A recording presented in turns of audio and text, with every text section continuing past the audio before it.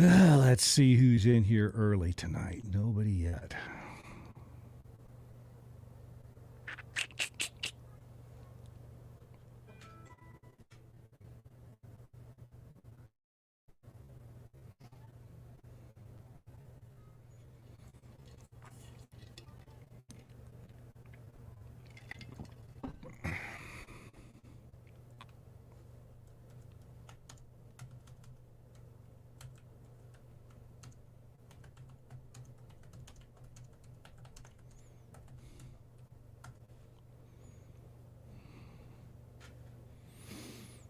Oh, two people out there already. We got some early birds. Make sure you say hi, sort of check in, so to speak, so I know who's out there.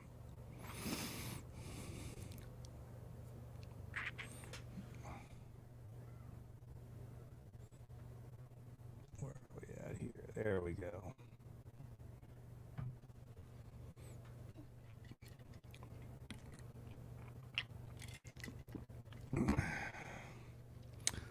I'll be glad when a few more weeks goes by and I can actually drink PBR on PBR Monday again. Right now, no carbohydrates for me. Jeff, man, that was a draining hour or hour and 10 minutes, whatever it was. Thanks for showing up. You and I'll talk soon.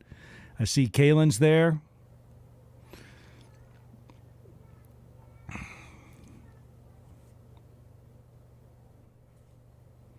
Sean Smith, how you doing, man?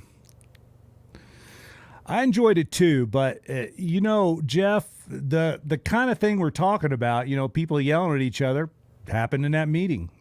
People can't sit there and listen, and then talk when given a point. It's just a crazy world out there.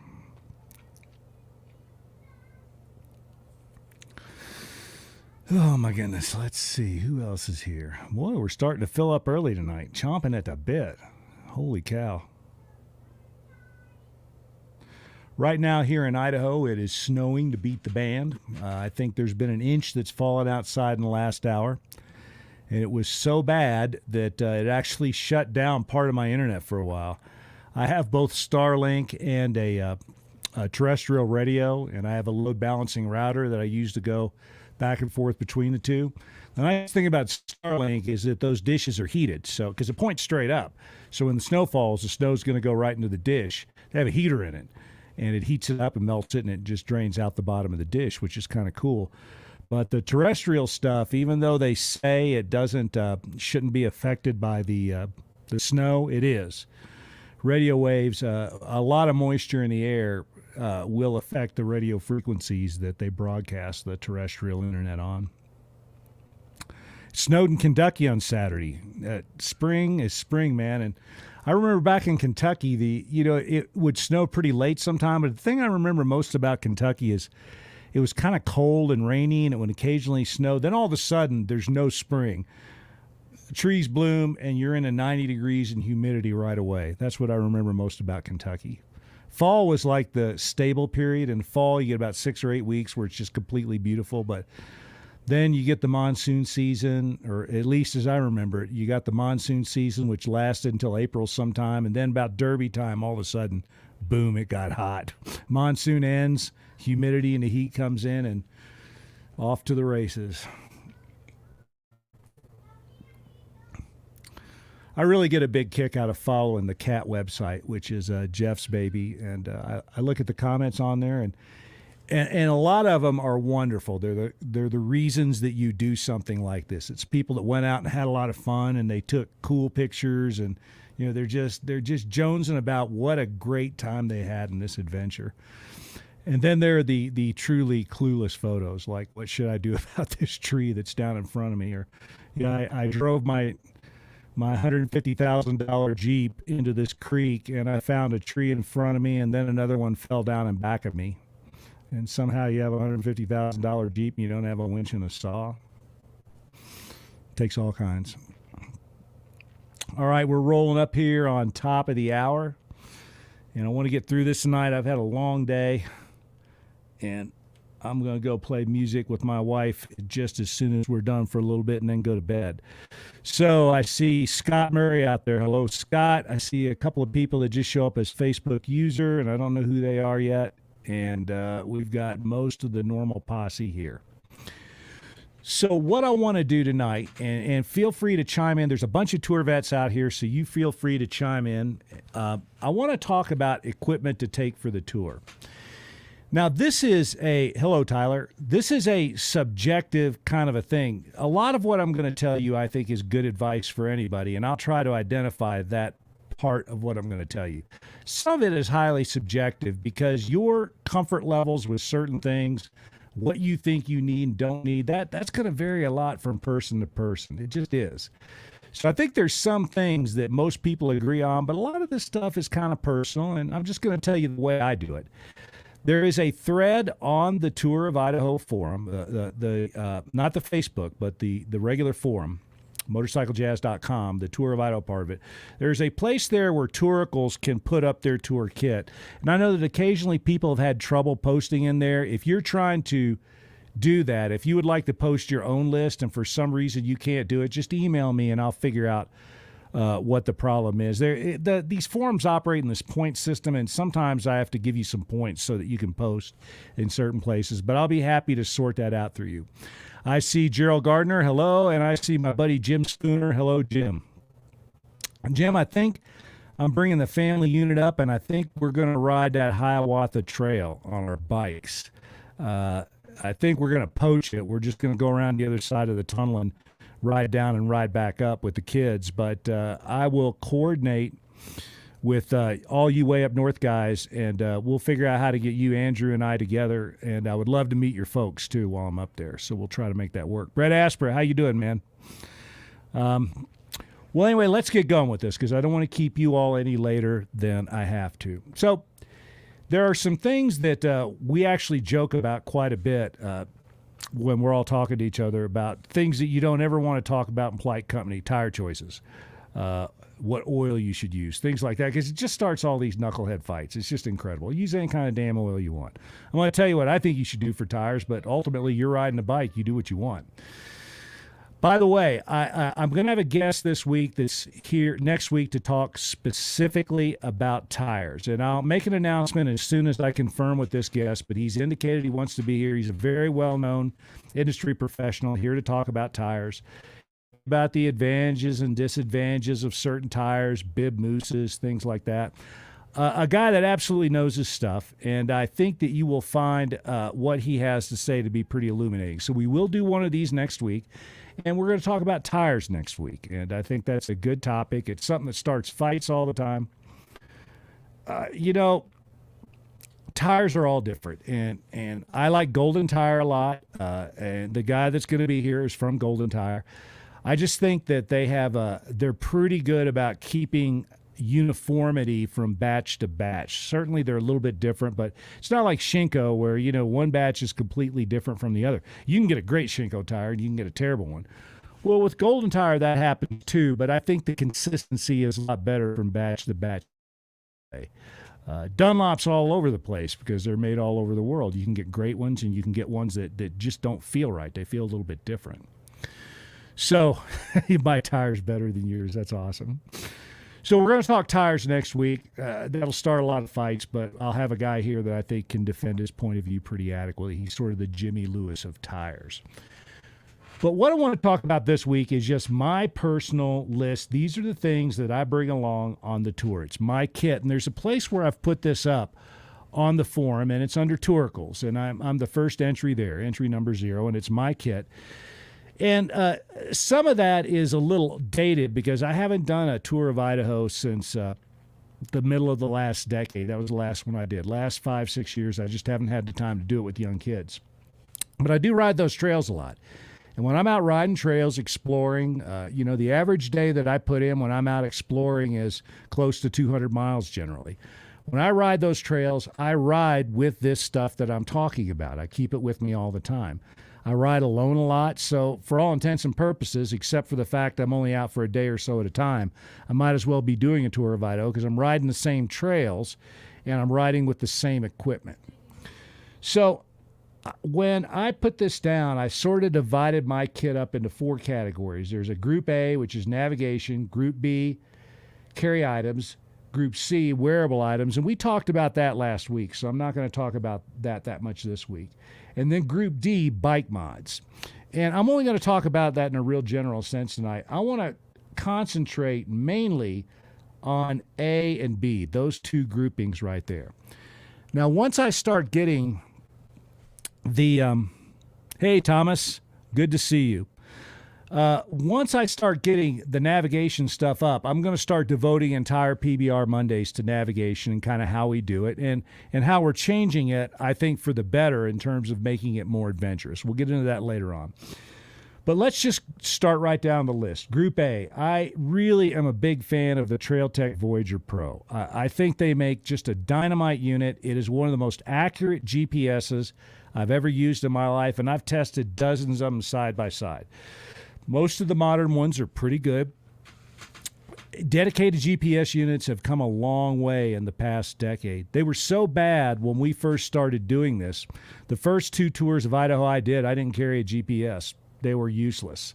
I carried lots of maps, had lots of gigabytes of memory just dedicated to memorizing where I was supposed to be. I'd done some 3D fly-throughs of the crude GIS map sets that I had back at that point, and I just kind of remembered a lot of what it did.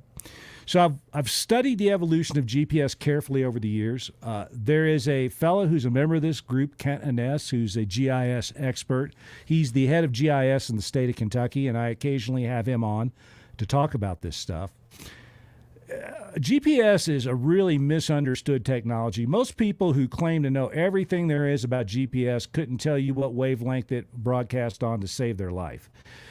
There's a lot of misunderstanding and there's a lot of outright bullshit out there when it comes to GPS. But basically, your phone is probably not what you want to depend upon for a GPS unit. It works okay if you pair it with your Garmin or you pair it with something that's got a real GPS antenna and chipset in it. But it's not so great if you're just trying to use it as a standalone GPS. And I get people want to argue with me about that all the time. Oh, why should I carry in this stuff? My phone's great. It's just not. They're not that accurate when you're in the middle of nowhere. They work fine when you're in a place where there's good cellular coverage, where the thing can see all the different signals and triangulate positions and things like that. They work great then. But it's like your car GPS. You know, if you travel a lot, which I do, the GPS is always on in my car and my truck. There are places where it doesn't work very well. And your phone's going to be like that throughout most of the tour of Idaho. So the first thing I'm going to tell you is you do what you want. So I'm not riding it. You're riding it. But I would not use my phone for my primary GPS. In fact, I wouldn't have my phone out anywhere. When I see guys show up with their phone on their handlebars, my heart skips a beat because you are cruising for a bruise if you do that. You want your phone, which has all your information, probably your credit cards.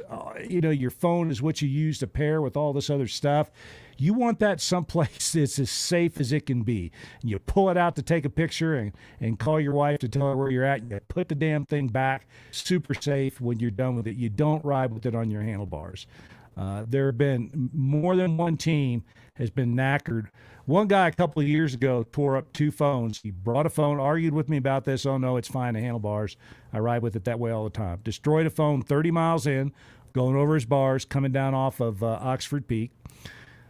He had a spare.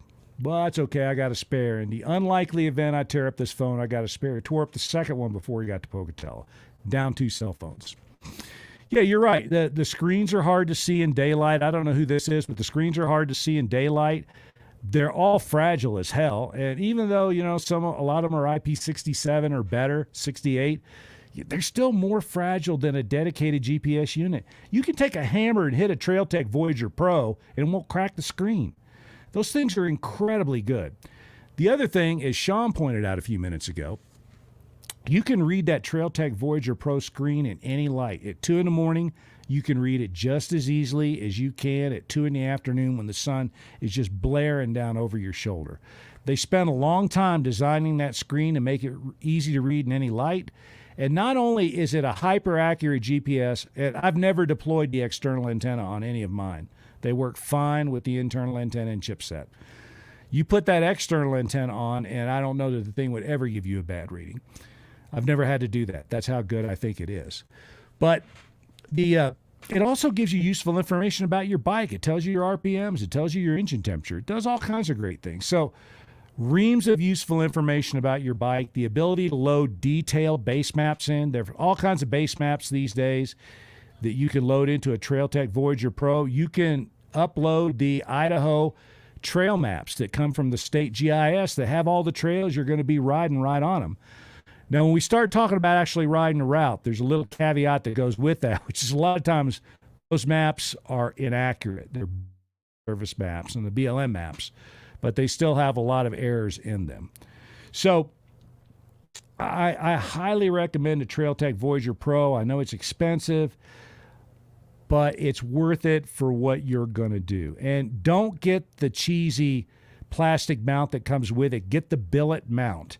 If you run a bar riser and a damper like I do, a Scotch or a GPS that kind of goes under that bar riser, you may run into some clearancing issues, but what you can do is just build a little shim, and if you can't figure out how to do it, PM me and I'll show you how I did mine. That's a pretty common problem. Merry Christmas, Martin. That's past, but I appreciate the sentiment. So you need a good GPS, and I think the TrailTech Voyager Pro is dynamite as a primary GPS. It's easy to read. You can put all these maps on it, and it's really good at tracking what you do. Its default is track. The only thing you have to do is name the track before you save it. It's easy to get stuff in and out of. The TrailTech website is very, very, very helpful, too. You can figure out anything. Just keep the firmware upgraded, and the thing works like a charm. If you're a member of a team, the buddy system on it works pretty well. The only suggestion I have about using the buddy system is the little antenna they give you. Their directions, in my opinion, are wrong about the way to mount that antenna. They want you to mount it so the thing points straight up and down. You actually want to mount it so that the thing is horizontal. And it's because of the polar pattern of that antenna. The frequency that it broadcasts in, it's normally a marine frequency. It would make sense if you were on a boat on a lake somewhere to mount it the way that they want to do it. But for what you're doing, riding where there's a lot of relief, you actually want to mount that antenna so that the bar, the T in the bar, is horizontal rather than vertical. But whatever you do, everybody needs to mount them the same way. So the advantage to mounting them the way TrailTech tells you to do it is anywhere anybody has a Voyager Pro, if they're using the buddy system, you can use it. But for the Tour of Idaho, if it were me and I were using this for my team for the tour, I'd mount them horizontally, and then you can go back to mount them vertically later if you want. You'll get out much, much further, especially in mountains and trees, if you mount that thing horizontally. So that'll work for one GPS, but you need more than one GPS. I run 3. The second GPS I run is the Garmin GPS Map 64 ST. A few years old, but they still sell them. It's a really good GPS unit. Garmin sells a ton of these backpacking units, and they're what you want.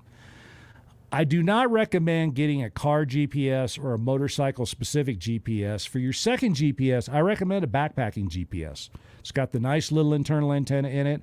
Screen's small, and it's not particularly easy to read in a fly, but you're using it as a backup. And what I do with that secondary GPS is I'm using it principally to track my voyage. So I'm using my Voyager Pro to look at maps and stuff because the screen's so easy to read. And I'm using my GPS Map 64 XT as a backup in case my Voyager Pro fails, and also to record my journey, to make sure that I'm absolutely recording things. In fact, I'll tell you all the truth. I run 2 TrailTech Voyager Pros. I like to have one zoomed way out and one zoomed way in, and I think that's the hot ticket. I run 2 of them right up on my handlebars, and I think that's the shiz nizzle. It's the way to go. I keep the Garmin GPS on my belt somewhere or on my vest. It's running all the time, doesn't take a lot of power. Sean says the Garmin GPS Map 64 ST battery life was great and super fast to recharge. Yep. I have a charging point on my bike, a little, a USB port on my bike to charge all that stuff. I also carry a charging unit that I'll talk about later on. And the battery life and all these things is phenomenal these days. Like your PLB, which I'll talk about in a minute, it'll last for days. That MAP 64 ST, it'll last for days. So as long as you charge them every night or just charge them when you stop for lunch or something, you'll never have any issues with battery life. So I carry that as kind of a backup, but I also have a third thing that I'm using as a GPS. So you need a personal locator beacon. There are basically two out there that are commonly used. There's a bunch of them out there, but the two that most people use are the Garmin unit and the Spot unit. I've used them both. They both work okay. I like the little Garmin unit a lot better. It's an InReach, which is now owned by Garmin. And they make a whole bunch of them. They make a mini, which I don't use. They make one that's bigger, sort of their intermediate level unit, that is a fully functioning PLB, but it's not a PLB plus a real nice GPS unit that goes in with it. Then they make the top level unit, which is everything, fully functioning PLB, that with the typing screen and everything on it, plus a nice GPS unit. I don't use that one because I don't need the GPS capability. I have GPS capability in my Voyager Pro setup and my Garmin GPS MAP 64 ST. So for me personally, it was a fifth wheel on the spaceship. What I do with this last unit, with my PLB, is the way I'm able to use it as a GPS unit anyway, because I pair it with something called EarthMate on my cell phone.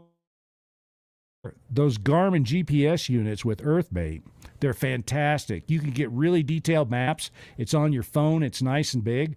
So you can pull your phone out of your pocket. And the nice thing about that is you have all the ability on your touchscreen phone.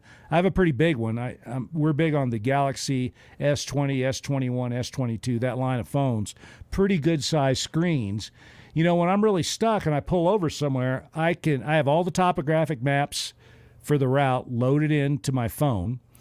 And because I'm Bluetoothing the phone to that InReach, it's hyper accurate because it's using the antenna and the chipset in the InReach to locate instead of the antenna and the chipset in the phone.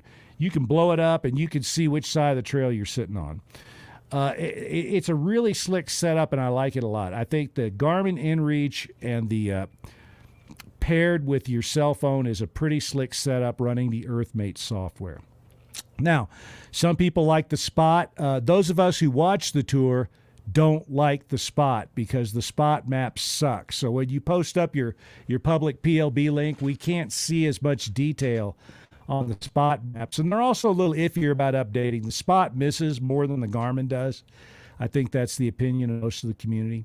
So that's where I'm at on GPS. Two Trailtech Voyager Pros, one zoom way in, one zoom way out. Those are my principal means of navigation and of recording my trip. A little backpacking GPS unit as a backup, and then I'm also running my phone all day long, also logging, so I have another backup in case a question comes up about tracks, and another way to see maps if I actually need to. So let me go down here. Sean Smith says the GPS MAP 64 XT battery life was great and super fast to recharge. That's right, and I think we already talked about that. Tyler, I couldn't find the external GPS antennas for the Trailtech, only the Buddy one. Might have stopped making them since the internal GPS is so good. Tyler, I haven't looked in a year or so anyway. I suspect you're right. The only person that I know that ever ran that external antenna was Jimmy Lewis. He ran them on all of his bikes. But I have never run one of those antennas, and they work flawlessly. You can absolutely tell which side of the trail you got off your bike to take a whiz on if you're running those things. They're just incredible. Sean Smith, a harsh lesson I learned: when you pair the InReach to the EarthMate app on your phone, the phone overrides the send intervals to send it to fast for the 10-minute public setting needed for the tour. At least it did from the Mini. It doesn't do that on mine. Now, I don't have a Mini. And on mine, it doesn't override anything when you do that. I communicate with my wife all the time. And it uploads at 10-minute intervals, and it seems to work. The settings on the device on send intervals are not used. Instead, there's a separate setting in the app you just have to adjust. That sounds right. The other nice thing I like about the one I use rather than the Mini is on the Mini, you have to control most things from the app. On the one that I use, you can actually control it from the unit yourself. So there's a type screen on there you can bring up. And you can completely run the thing native to the unit. In the Mini, a lot of that functionality is lost. And what if you break your phone or something? What if you lose it? That happens all the time. Several friends of mine that have done the tour have broken or lost phones. It's not uncommon. And again, that's my plea to you. Put your phone someplace safe. So that's navigation stuff. I've got this on my cell phone here. What else did I have? Oh, yeah, and the last thing is that I carry a copy of paper maps. And every year there are guys that show up here. In fact, last year I gave away the last of the maps I had. I used to have an entire pile, the entire tour series out in the shop. But people show up every year at the shop and they go, man, I wish I brought some maps. And I feel real guilty, so I give them the ones I got. I would recommend paper maps. And I'll tell you, there's two reasons why. One is that if the Russians explode a neutron bomb high in the atmosphere, your paper maps are still going to work.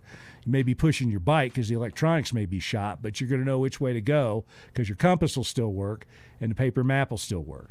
So that's the ultimate backup. But the other nice thing about paper maps is have an intuitive relationship with paper maps. And they open up a paper map and they can kind of read it better than they can something on a computer screen a lot of times. I think people just feel better with paper maps. So to this day, I carry paper maps with me. Now, I'm a real go light guy, so I don't carry the whole map. What I do is I make strip maps of the tour and of the tour corridor and kind of put them together and make a paper map that'll fit into a pocket on my pack or something somewhere. I don't carry like a metal box full of maps or anything like that, but I think paper maps are a good idea. All right, so that's everything in Group A. And again, we'll get into navigation much more specifically down the road. So in Group B, very Spartan toolkit, including several multi-use tools, and this is going to vary from bike to bike. I am the guy that drills holes in the handles of wrenches. I am the guy that sits down and goes through every fastener on the bike that I am likely to be able or have to remove. And I don't carry a full toolkit at all. I carry only the tools that can be used to adjust something that may have to be adjusted. Now, I see guys that show up here every year, and they could rebuild their engine on the side of the trail if they needed to. If you have to do that, your tour of Idaho is over. You might as well just call your sag wagon and say, come get me, because your tour's done. You can't make your intervals if you're having to rebuild the engine on the side of the trail. So all that stuff, the ability to take your head off, the ability to, I hear guys, put your wheel bearings in advance. Don't bring wheel bearings on the tour of Idaho. Bring the punch and all that stuff you have to use to do them. Fix that stuff. Show up here with a bike that works. On your half day off, go to Power Sports. Those guys get Tour of Idaho people in and out. Get all that stuff done. Get it taken care of. So really Spartan toolkit for me. A few wrenches, a few sockets, tire irons, things like that. We'll talk when we talk tires and tubes and stuff like that next week. I'll tell you what's in my tire kit, but it's not much because I don't have flat tires. I run super heavy duty tubes, fill them full of slime. That is the formula that has won Baja over and over and over. I think bib moose and tubeless are fine for some applications. I do not think they are fine for the Tour of Idaho. I think ultra heavy duty tubes not only feel better because they're a little spongier, but if it's foolproof. And if it does go wrong, you can bring a 21-inch tube for your spare. Just bring a regular 21-inch tube because it'll work in either tire, and it'll get you to the next town where you can buy whatever you want. But if you show up with a tubeless, especially, moose are getting better. You can probably these days get some of the better mooses through an entire tour. Although all the guys that have done it on moose said their moose were shot by the time they got to the end of it. They were really getting concerned. People that have run tubeless have generally not had good luck. That when they start to fail, they fail hard, and you're going to really be wishing that you just could throw a tube in there and keep going. Jim Spooner, I'm working on getting my kit from last year posted up and then next week. Good for you. Kevin Hogan. Having maps that encompass the corridor of the tour and not just the actual tour help identify other areas in the event of reroutes and unforeseen snafus. Kevin Hogan speaks from experience. Those guys really experienced this in a big way the year he did it with the Lee brothers. And I completely agree with that. That's why I said the whole tour corridor. I have everything that's close to the tour. Last year when I was talking to Jim and some of these guys that were out early when we were first starting all these reroutes, the facts that they had paper maps really helped me. I would say, are you looking at your map right now? And we'd be messaging through the PLB. And they'd say, yes. And I go, do you see this trail a few miles north of where you're at? Yes, I do. Do you see how to get there from where you're at? Yes, I do. That's your reroute. Go there and ride up that. If you were trying to do that on a GPS screen or on a phone screen, that's a lot harder. But on that map, all you got to do is just look around the map instead of scrolling around on a tiny screen. So excellent point, Kevin. Napa has come out with a line of adjustable wrenches that have web handles and wide jaw openings. Very light and inexpensive. I'll go check that out. Thanks for pointing that out. I'll go to the Napa store tomorrow and see what I can find. Multi-use tools are good. Look, you're not going to be using these tools 10,000 times like you would be if you were working in a shop.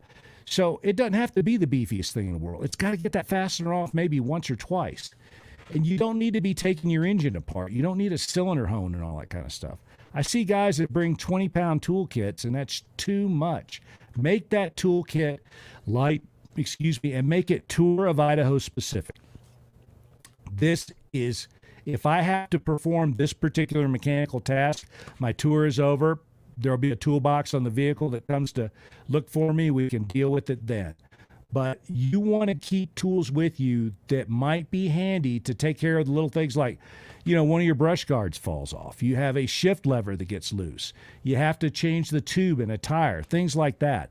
Those are the things that I would concentrate on. Okay, a couple people have asked about which maps do you recommend. Forest Service maps are fine. If you can download and print the GIS maps, the trail maps for the state of Idaho, they're fine. I use a software program called CalTopo, which allows me to print all kinds of maps. And what I do these days is I use CalTopo and I custom make all of my maps. I can make 7.5-minute quads if I want to. They have all kinds of different base maps in there. There's ways you can layer things up, and then you can just print them off on good paper and then have them laminated so that they're waterproof. So I make my own through CalTopo, but there are dozens these days. If you go Google up, what's a good map set or what's a good map program, you'll fall asleep before you get to the end of the list. It's countless, and there are good arguments for all of them. For me personally, the way I use maps, I like CalTopo a lot. Sean Smith did that too. I use CalTopo as well. Printed on waterproof paper, worked great. CalTopo, to get all the functionality, you have to pay, and a lot of people don't like that. And it's a subscription, which a lot of people don't like. But these days, the buy once, cry once stuff's kind of gone. All these software vendors have figured out that the subscription model is what you want. And so I was a little reluctant to go that way myself, but I really do like CalTopo. And I subscribe at the pro level because I'm a power user, and all the Tour of Idaho planning's done on that anymore. And I think it's a good piece of software. So if you want a specific recommendation, I'd say go CalTopo, make your own maps, and print them. Easy peasy, lemon squeezy. So what else are we doing here? All right, toolkit.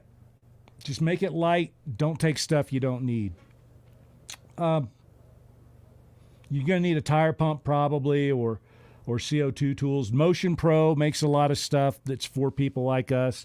Kind of sounds like what Napa is trying to do right now.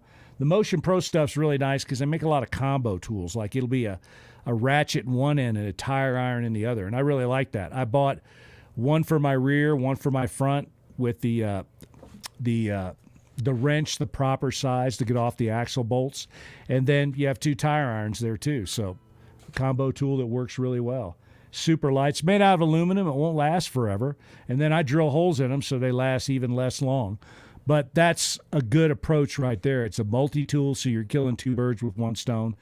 My entire toolkit fits easily in the tool pouch of the Climb Pack, and with plenty of room to spare. I also bring along things like what's that weld stuff? the welding putty. I've forgotten what it's called. Shoot, I'm having somebody will tell me in a minute. But I bring that that epoxy that you can rub together, pull it out of the tube, rub it together, and that stuff's great. You can put a hole in your crankcase, pop that JB Weld. Thank you, Nick. You can JB Weld the crap out of just about anything, and it works great. You're crazy if you don't go with that. Duct tape works really good. A bunch of zip ties. I bring some spare fasteners. You're going to rattle fasteners out. People show up at my shop all the time with their kickstand zip tied to their backpack. You know, their brush guards are gone. You know, bring along some 6mm fasteners and stuff like that. Just bring a few spares of things like that. Those are all things that I put in my toolkit. First aid kit. Not only first aid kit, but the ability to use the first aid kit.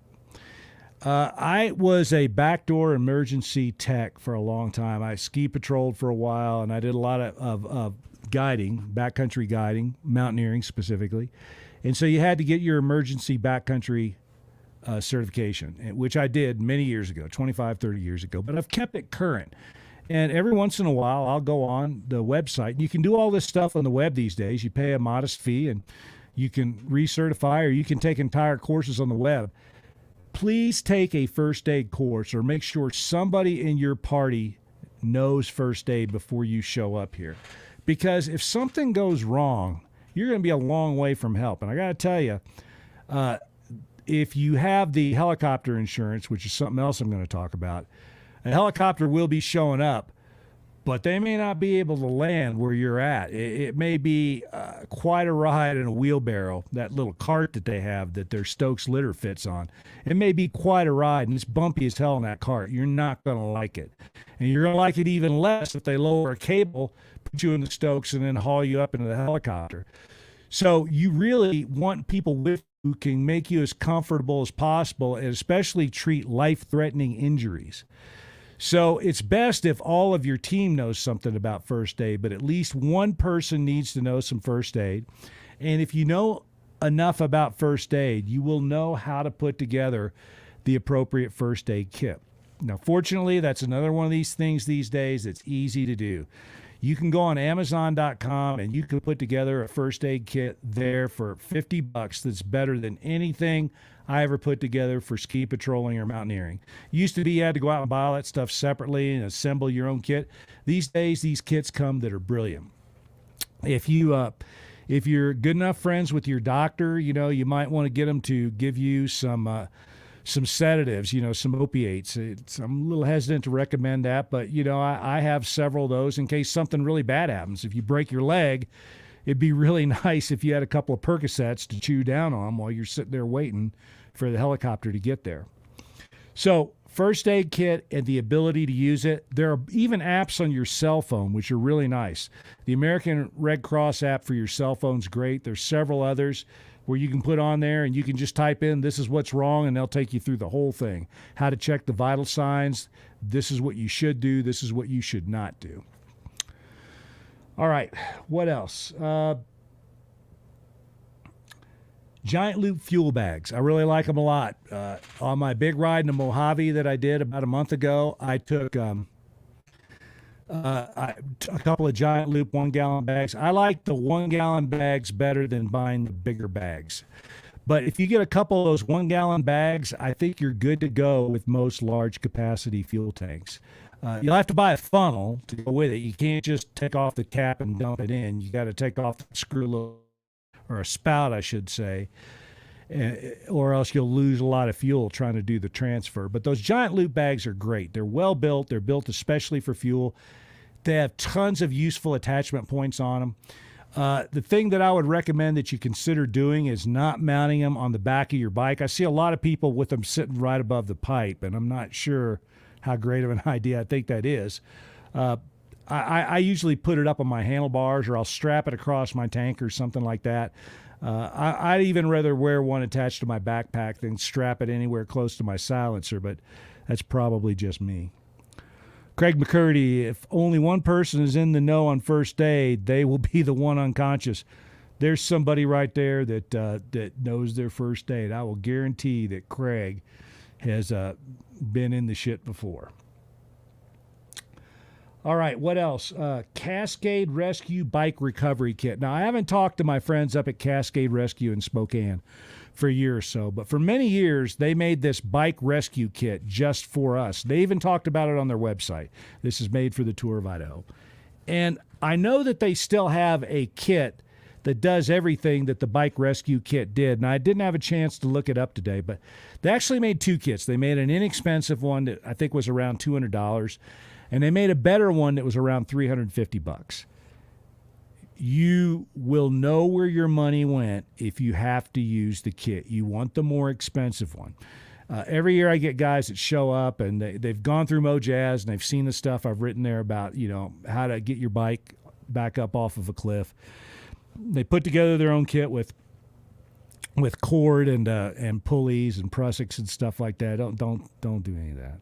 I know how to do all that stuff, and I don't do that. I went to the guys at Cascade Rescue, and I said, this is what we need. Here's the specs. And we talked back and forth for the better part of 6 months. They kept sending me prototypes. We checked them out. And the thing that makes or breaks any of these things are the quality of the pulleys, and also how much stretch that cord has in it.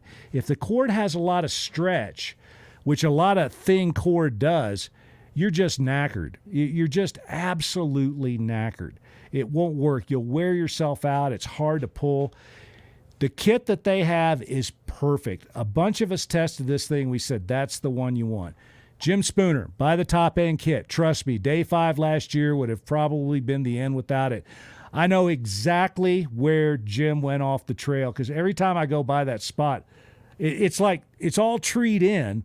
There's a burn area there now. It used to be really lush trees, but there's a burn area, and you ride past this one little spot, and you go, wow, I'd sure hate to come off here. And sometimes you do because you're looking down, you nick a peg or something, and that's when it happens. I know the spot he went off, and the bike rescue kit kept him from a long walk out. The good one is the only one worth getting. Believe me, you will know where the money went if you do it.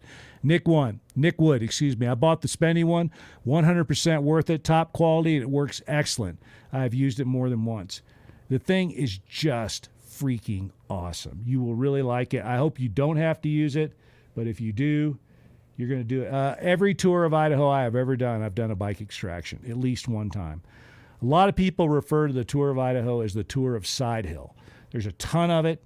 And if you're by yourself especially and you lose a bike off a side hill, without that bike extraction kit, you may waste so much energy trying to drag your bike back up onto the trail, you just won't be able to finish.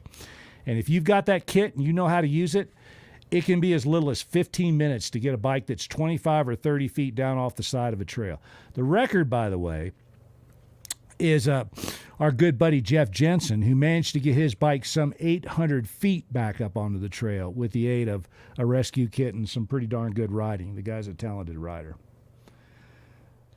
All right, let's see.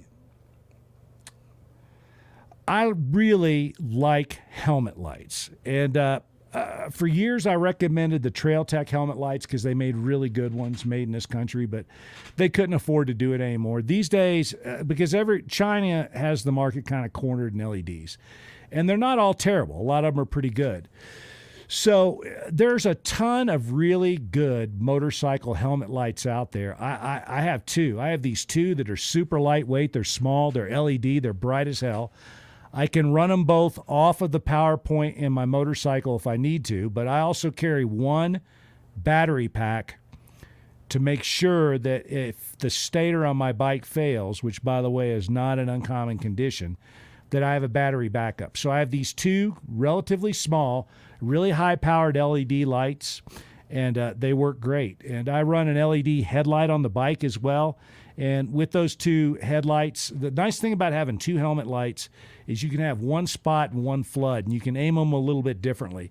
So I usually have the spot aimed right in front of the bike, and I have the flood aimed right in front of the bike and the spot aimed further out. And if you do a lot of riding at night, the headlight is not as useful as it can be because it's kind of in a fixed attitude. A helmet light works a lot better, and probably you are going to be riding some at night. All right, what else? Extremely lightweight Bivvy Bag. My Bivvy Bag is right now in a friend of mine's backpack. walking all across Spain. And he saw this thing. He saw this little bivvy bag that I had, really nice, high-quality bivvy bag, a little bit bigger than it's about as big as a 16-ounce soda can. It's hard as hell to get back in if you ever have to deploy it, but the thing is really, really nice. Super lightweight Gore-Tex bivvy bag. And you know what? That's all you need to sleep. You don't need a sleeping bag. You don't need a pad.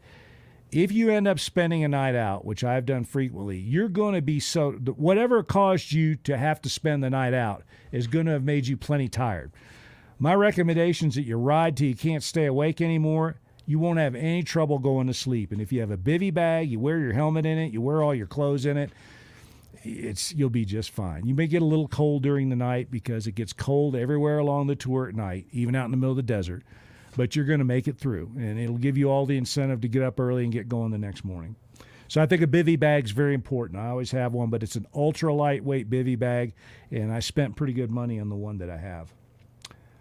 And a foil blanket to go with that. If you have a foil blanket, the little things that fold up, it's about the size of a credit card when it folds up or something like that. Those things are great. They're infrared, right?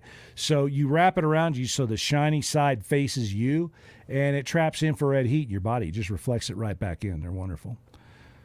Let's see. Craig McCurdy, hold it. Wasn't there in 951? Oh, my God. Here we go. And then Sean Smith, Oxbow on a Django chin mount worked for me and kept the light out of the way from low-hanging branches.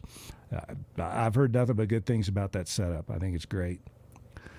Almost got ripped off bike by helmet light on top and tree branch. I don't run them on the top, man. I run them right here on the chin.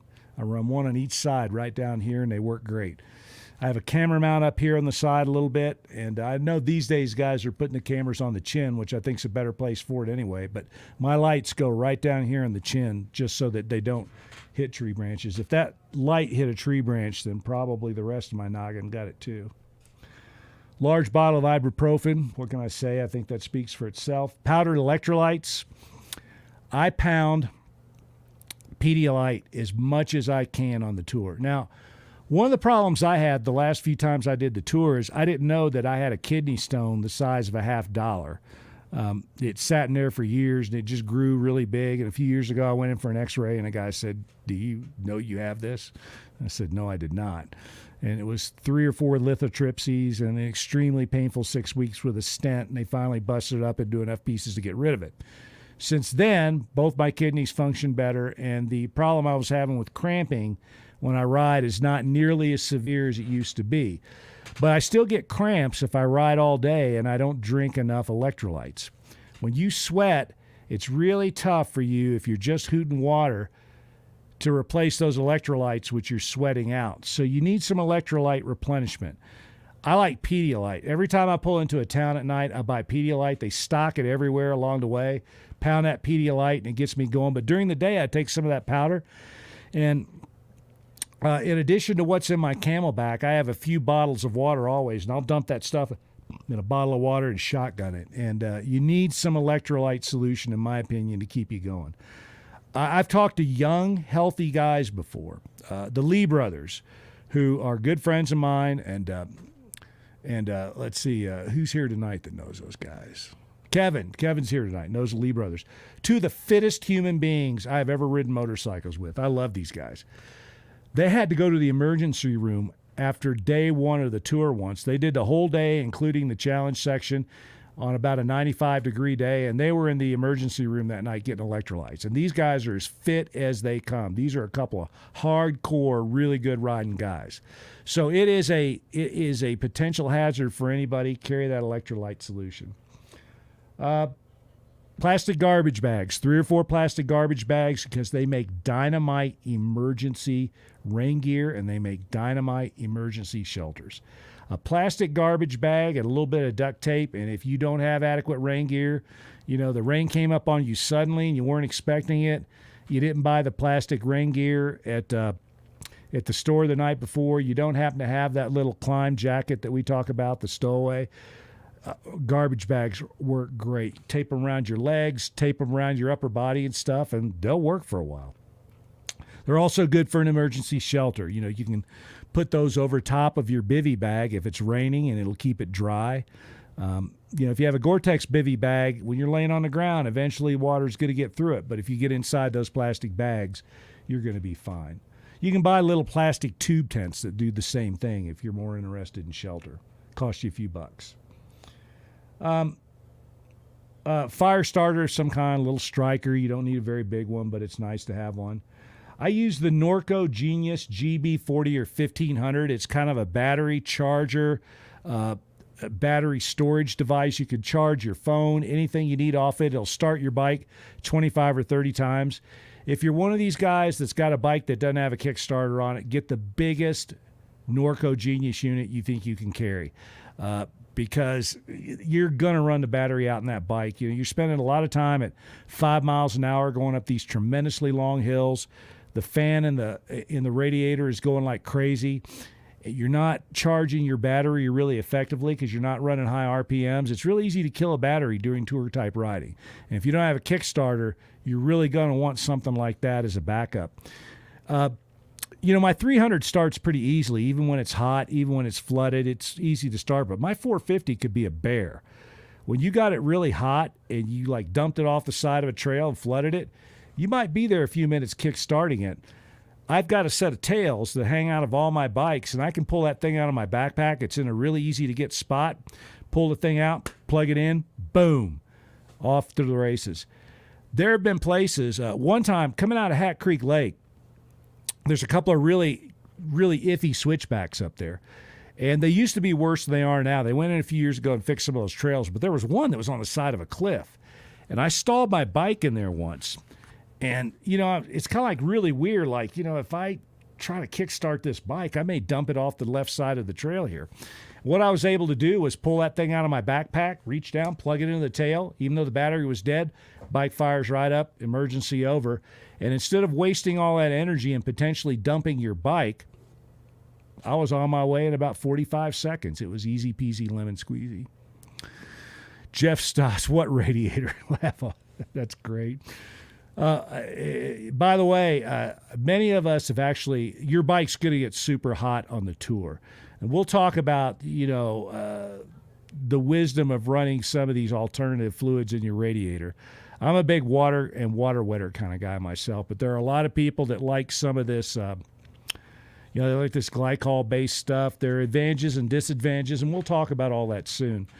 But I have actually urinated my radiator before to try to keep the bike going because I've boiled stuff out of that radiator many, many times. There are times on the tour when you're just going, 6 miles up a hill somewhere and technical stuff. Getting up to the top of Custer's a little bit like that. It's a real long, grindy uphill. A hot day, that bike will start singing to you. Brett Asper killed my stator in 2017. So have I, Brett. I've killed 3 or 4 stators on the tour. It's really hard, especially if you invest in an aftermarket stator that's overwound to try to up the wattage. That also ups the heat. And it's great if you're just tooling along at trail speeds because you got this big stator in there that still manages to charge the battery and run all the loads that you put on it. But as soon as you hit a high-speed section, it's really hard for that stator to dissipate all the heat that's building up because it's running so fast. In Baja, a lot of guys used to run lights. They'd have a light wired to the bike down there somewhere near their stator just to use it like an energy dump, a heat sink, so to speak. I just always run my lights. I run them even during the day to try to accomplish the same thing. Kyler Stoker, do I need to drink my own urine? No, but it's sanitary and I like the flavor. Oh, my God, you guys. Jeez. All right, next item. Peeing in the radiator, I think you can justify as a manly act. Drinking your own urine, I don't know about that. It sounds a little bit like Lord of the Flies. Okay, one spare 21-inch UHD tube. We'll talk about that a little bit more next week when we talk about tires. Very lightweight and foldable set of running shoes. I get these ultralight barefoot running shoes that are real popular. They're ounces. You can roll them up into a tiny bundle. Ask Jeff Stoss what it's like to have to walk 6 miles out of some place in your motocross boots. And I can tell you myself, it's horrible. That's one of the reasons I like those climb boots I talked about last week, the Adventure GTX boot, or the GTX Adventure, I think it's actually called. But if I were going to walk a long way out, I'd take those off and I'd leave them with the bike. I get my nice little Nike or Adidas barefoot trail running shoes. You want to make sure they got, good lug on the bottom and stuff, and walk out. That's not funny. I know it's not funny because I've done it. And then you need some bear spray. I think that's pretty important. Not only do you need bear spray, but you need to know how to use the bear spray. Don't bring mace or anything like that. Mace doesn't work on bears as good as the bear spray does. When you buy your bear spray, you can buy a dummy can of bear spray for most vendors. So they'll sell you a live can, they'll sell you a dummy can of approximately the same size. I highly recommend that you use the dummy can a few times and see how it works. Most people don't understand that the problem with bear spray is you got to let the bear get pretty close before the bear spray is effective. And most people are too startled to allow that to happen. If you spray the bear spray too soon, it's not like mace where it's a really narrow stream. It's a cloud that it creates. And the idea is the bear doesn't want to walk through this cloud to get to you. It's very irritating. It has less capsaicin in it than mace does. It's not designed to incapacitate the bear. It's designed to discourage the bear. But if you've ever used this stuff, and I have, you would be amazed at how close the bear has to be before it's effective. So make sure that you get the dummy can and trigger it. The other thing you're going to learn with the dummy can is if the wind's blowing, it's darn near worthless. And if it's raining, it's darn near worthless. I carry two kinds of bear spray with me everywhere I go. I carry the regular bear spray because I don't want to kill bears that I don't have to. But I carry the other kind of bear spray that, frankly, I think works better, which is the 10 millimeter variety. I don't know. I don't go anywhere in the woods anymore. There's so many grizzly bears in central Idaho now. They're all over the place that I carry a 10 millimeter Glock, and that's a personal preference. I don't know if I do it on a tour because, it's a little bulky and it's something else to carry. But every time I'm out clearing trail, riding for enjoyment, there's a 10 millimeter Glock in an alien holster that I can get to really quick, and I've deployed it. I've seen bears every time I've been out in the woods the last 3 or 4 years. 2 grizzlies last summer. Fortunately, not up close, but I hit a black bear a couple of years ago up on what is now day 6. I ran right into one in some willows. And Craig McCurdy makes a good point. The other thing about bear spray, like my 10 millimeter, you got to be able to get to it. You got to be able to get to it fast. And the key to all that stuff is practice, practice, practice. It doesn't do you any good to carry a gun or bear spray if you don't know how to use them. And the way you know how to use them is not by reading books and looking at YouTube videos. It's to go out and actually deploy the thing, which is why the dummy can is such a good idea. I'm really glad that I did it before I ever had to use it, because if the first time I had ever used bear spray was in a live scenario, I would have literally shit my pants, because the first time I used the dummy can, I said, wow, now I understand how this works. I had no idea how it really worked before I saw the dummy can. So make sure you do that, please. 3-liter water capacity in my Climb crew pack. What I like to do is freeze it every night. As soon as I get in every night, I fill it with water, put it in the freezer wherever I'm staying, or a refrigerator if there's no freezer, get it nice and cold, and then the next day it's really good to be able to drink icy cold water. It cools your core temperature a lot. Every fuel stop I stop at, every store I go by, I load up on water, electrolytes, Gatorade, stuff like that. I stuff every pant pocket I have with that stuff. I fill every crevice, every nook and cranny I have, I fill with water, and I shotgun it as often as I can going down the trail. And then I just drink that ice cold water. If you freeze it, that ice cold water will stay with you most of the day. And every once in a while, take a big slug of that ice cold water, cools your core temperature right down. Pocket full of energy bars. Kate's makes a real good one, but the fact of the matter is, as much as I love Kate, and I think her stuff tastes good, which is why I buy it, calories a calorie. And most energy bars do about the same thing. Get whatever you want. I prefer the ones that won't melt, so that's what I look for, things that look like they'll stand up to heat.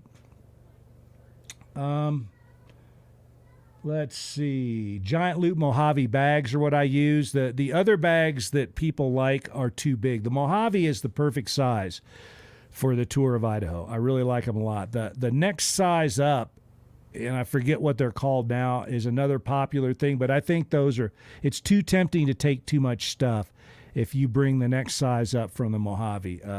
Harold's been hooking me up with Mojave for years. I've run them everywhere. I really like them. They're great bags.